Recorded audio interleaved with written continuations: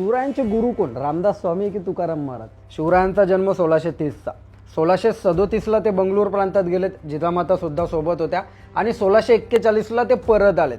या 1637 ते 1641 दरम्यान शहाजीराजांनी शिवरायांच्या शिक्षणाची संपूर्ण व्यवस्था केली होती आणि हे शिव भारतात सुद्धा सांगितलंय की श्रुती, स्मृती, पुराणे, रामायण, महाभारत हे ग्रंथ, राजनीतीशास्त्र, भाषा, पद्यरचना, काव्यशास्त्र, फलज्योतिष, सांग, धनुर्वेद, अश्वपरीक्षा, गजपरीक्षा, अश्वारोहण, गजारोहण यासोबतच तलवार, पट्टा, भाला, चक्र ही सर्व शस्त्रकला अशा अनेक प्रकारचं शिक्षण हे बंगळूर प्रांतात असतानाच झालेलं आहे. आता या सर्व शिक्षणासाठी का एक गुरु लागला असेल का? असे अनेक गुरु लागले. हा ना. 1641ला जेव्हा शिवाजीराजे बंगळूर सोडून पुणे जहागिरीवरती आले तेव्हा त्यांच्यासोबत हे सर्व शिक्षण देणारे शिक्षक सुद्धा शहाजीराजांनी दिलेली आणि यासोबतच एक मंत्रिमंडळ सुद्धा दिलेलं, म्हणजे पूर्ण व्यवस्थाच लावून दिली ती. हा, आणि म्हणूनच आपण शहाजीराजांना स्वराज्य संकल्पक म्हणतो. म्हणजे शिवाजीराजांचे जर पहिले गुरु कोण असतील तर ते शहाजीराजे आणि जिजाऊ आहेत.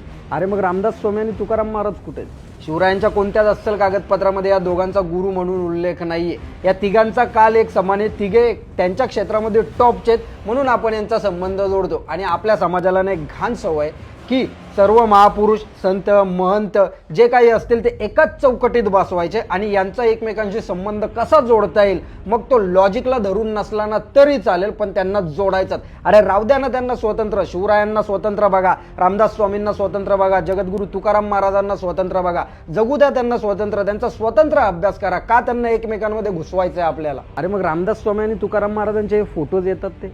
आता हे जर फोटो तू म्हणशील तर हे फोटो काही समकालीन नाहीयेत.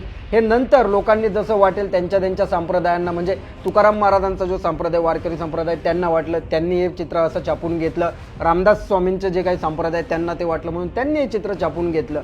असं प्रत्येकाला वाटलं म्हणून त्यांनी त्यांचा कल्पनाविलास केला आणि हे चित्र छापून घेतलं.